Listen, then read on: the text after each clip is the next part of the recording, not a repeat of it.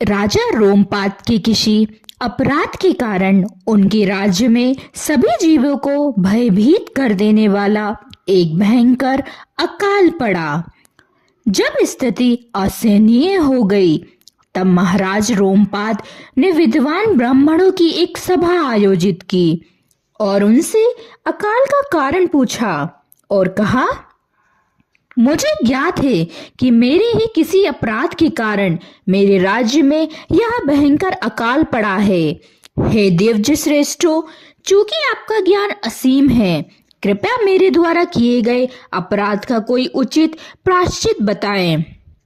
ब्राह्मणों ने उत्तर दिया, हे राजन, यहाँ विभांडक ऋषि नामक एक महान ब्रह्मांड मुनि है जो वन में निवास करते हैं।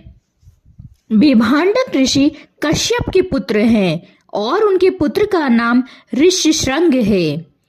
यदि आप ऋषि पुत्र को अपने राज्य में लाकर उनसे अपनी पुत्री शांता का विवाह करा दें, तब अकाल तुरंत समाप्त हो जाएगा। शांता वास्तव में महाराज दशरथ की पुत्री थी, किंतु राजा के निसंतान मित्र रोमपाद को उनके आग्रह करने पर गोद दे दी गई थी। अकाल समाप्त करने का उपाय जानकर राजा अत्यंत प्रसन्न हुए, किंतु जब उन्होंने पुरोहितों से ऋष्यशृंग को आमंत्रित करने का आग्रह किया, तब उन्होंने उस प्रस्ताव को अस्वीकार कर दिया।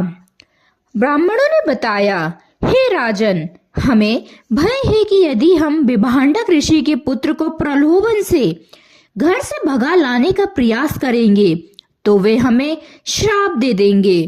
ऋष्यशृंग का पालन पोषण उनके पिता ने नितांत एकांत में किया है। उन्होंने किसी दूसरे मानव को कभी नहीं देखा। क्योंकि ऋष्यशृंग ने स्त्री जाति के किसी सदस्य को कभी नहीं देखा है, अतः वह उनके सानिध्य से पूर्ण रूपेण अनभिज्ञ है।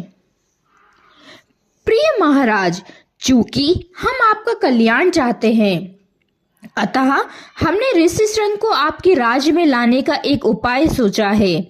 अति सुंदर वेश्याओं को उनके पास भेजकर स्त्रीयोजित रीति से उन्हें प्रलोभित किया जाए। हमें विश्वास है कि इस प्रकार से आपका उद्देश्य सरलता से पूर्ण हो जाएगा। महाराज रोमपाद ने उनकी योजना स्वीकार कर ली और फिर युवा एवं अत्यंत सुंदर वेश्याओं को बुलावा भेजा। इस प्रकार से राजा द्वारा निर्देशित एवं समुचित पारितोषिक पाने का आश्वासन प्राप्त करके वेश्याएं किसी भी मूल्य पर युवा ऋषि को लेकर आने का निर्णय करके वन की ओर चल दी। तत्पश्चात वेश्याओं ने विभांडक ऋषि के आश्रम के पास अपना शिविर स्थापित किया और उचित समय की प्रतीक्षा करने लगी। एक दिन ऋष्यशृंग अपने घर से भ्रमण करके निकले और वेश्याओं के शिविर में आ पहुंचे।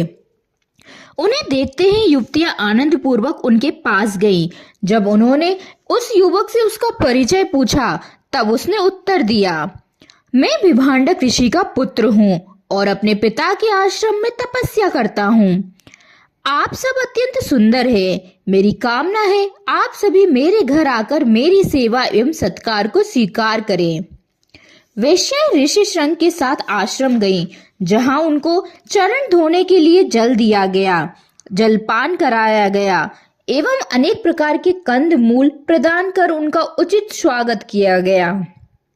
वे युवतियां ऋष्यशृंग के पिता के शीघ्र ही लौट आने की शंका से भयभीत थीं तथा अधिक समय तक वहां रुकना नहीं चाहती थीं।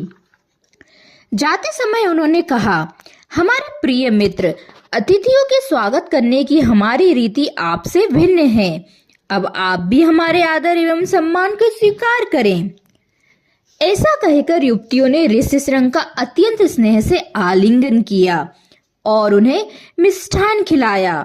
उस निर्दोष ऋषि पुत्र ने ऐसी स्वादिष्ट वस्तु का इससे पूर्व कभी आस्वादन नहीं किया था, क्योंकि उन्हें तो केवल फल मूल खाने की ही आदत थी।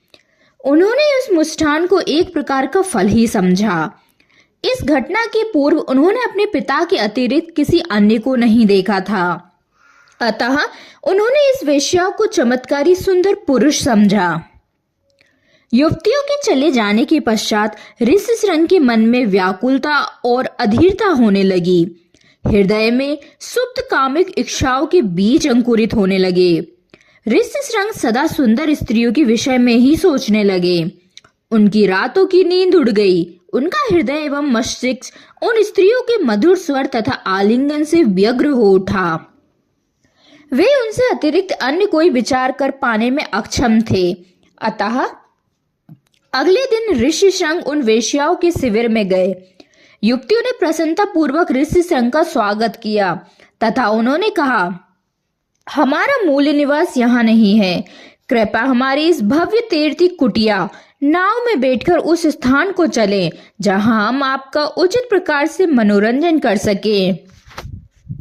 हमारे पास अनेक प्रकार के फल मूल हैं और हम इतने आनंद में समय व्यतीत करेंगे कि आपको ज्ञात ही नहीं होगा कि समय कैसे व्यतीत हो रहा है। हृदय से पराजित ऋषिशृंग निसंकोच वेश्याओं के संग चल दिए। इस प्रकार से वे स्त्रियां उन्हें अंगराज में राजा रोमपत की राजधानी वापस ले गई। वस्तुतः जब ऋषिशृंग गंगा से होकर जा रहे थे, इंद्र ने सभी जीवों को प्रसन्न करने वाली वर्षा प्रारंभ कर दी। जैसे ही राजा रोमपत को ऋषिशृंग के आगमन की सूचना प्राप्त हुई, वैसे ही उन्होंने महल से बाहर आकर उस युवा ऋषि को प्रणाम किया। भली भांति ऋषिशृंग का स्वागत करने के पश्चात राजा उन्हें महल के भीतर ले गए, कक्ष में ले गए, जहां उन्होंने दान में ऋषि को अपनी पुत्री का हाथ दिया। जब राजा समझ गए कि ऋषिशृंग पूर्णतः संतुष्ट हैं, तब महाराज रोमपाद ने उनसे एवं उनके पिता से अभयदान का वर मांगा, ताकि वे दोनों उन्हें छल पूर्वक घर से लाए जाने के कारण क्रोधित ना हों। ऋषिशृंग ने राजा को अभयदान दे दिया। तत्पश्चात शांता का विवाह उनके साथ हुआ।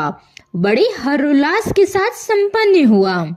विवाह समारोह समाप्त के पश्चात नवपरिणीत दंपति महाराज रोमपाद के महल में ही निवास करने लगे और इस तरह राजोचित सुख वैभव के साथ आनंद पूर्वक समय व्यतीत करने लगे।